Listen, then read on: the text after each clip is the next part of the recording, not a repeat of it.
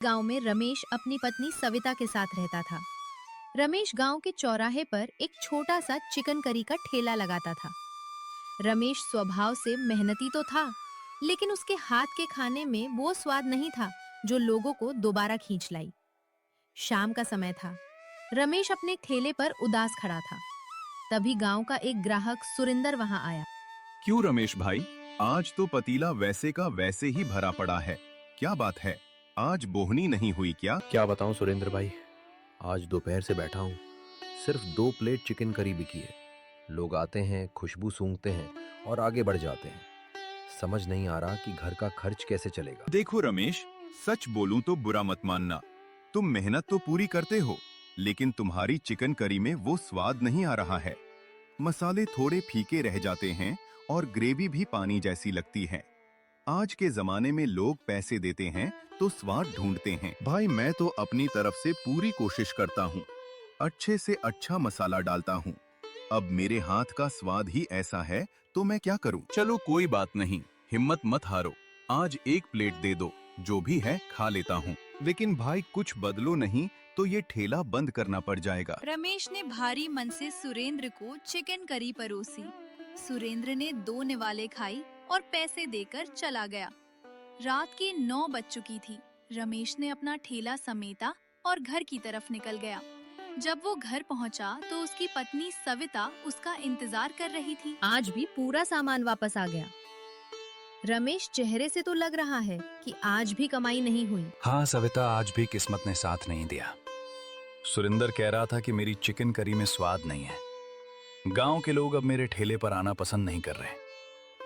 समझ नहीं आता कि कल दुकान के लिए नया सामान कहां से लाऊंगा। आप परेशान मत होइए, हार मानने से रास्ता नहीं निकलेगा। आपके हाथ में मेहनत है, बस थोड़ा सा तरीका बदलने की जरूरत है। तरीका क्या बदलूं सविता? जो आता था वो सब कर लिया। अगली में उदास बैठा हुआ था। सविता रसोई में जिसके हाथों में जादू था, वो साधारण से मसालों से भी ऐसा खाना बनाती थी कि खाने वाला उंगलियां चाटते रह जाए। खासकर उसका बनाया कढ़ाई चिकन पूरे परिवार में मशहूर था। सविता रसोई से बाहर आई और रमेश के पास आकर बैठ गई। रमेश, घर में राशन खत्म हो चुका। चला ही रहा हूं ना, कोई आए तब तो पैसे आए। मेरे कहने का मतलब है कि आपकी इस मुश्किल में मैं आपका साथ देना चाहती हूँ। मुझे खाना बनाना अच्छे से आता है। आप मुझे अपने साथ ठेले पर ले चलिए। क्या तुम ठेले पर जाओगी, मेरे साथ दुकान पर खड़ी रहोगी? लोग क्या कहेंगे सविता कि रमेश इतना निकम्मा है कि अब अपनी पत्नी की कमाई खा रहा है? नहीं, ये कभी नहीं होगा। लोगों की बातें सुनेंगे तो पेट कैसे भरेगा? मेरी माँ कहती थी कि जब घर पर विपत्ति आए तो पति और पत्नी को मिलकर दीवार बनना चाहिए। मैं वहां जाकर सिर्फ कढ़ाई चिकन बनाऊंगी।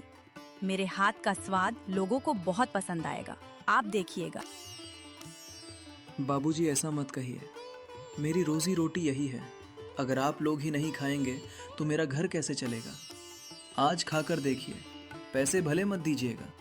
ना भाई ना, मुफ्त में भी मुझे अपना पेट खराब नहीं करना। सामने वाले मक्खन लाल के ढाबे पर भले ही 20 रुपए ज्यादा लगते हैं, लेकिन स्वाद तो मिलता है।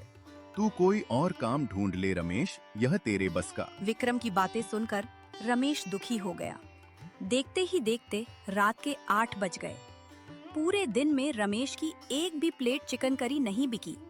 पतीला वैसे का वैसा ही भरा था। रमेश ने रौनी सूरत बनाकर अपना ठेला समेटा। जब वो घर पहुंचा तो उसके पैर कांप रहे थे।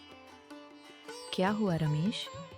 आज भी कोई ग्राहक नहीं आया क्या? नहीं आया सविता, कोई नहीं आया।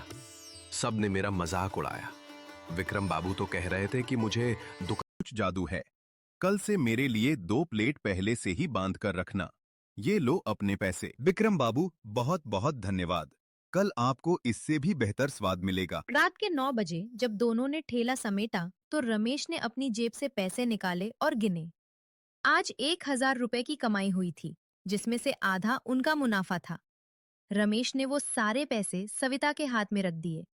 उसकी आंखों में अब शर्म नहीं, बल्कि अपनी पत्नी के लिए गर्व था। सविता, मुझे माफ कर देना। मैं कितना बड़ा मूर्ख था जो अपनी झूठी शान के पीछे इस हुनर को दबा रहा था। अगर आज तुम्हारी बात नहीं मानी होती तो शायद हम आज भी भूखे सो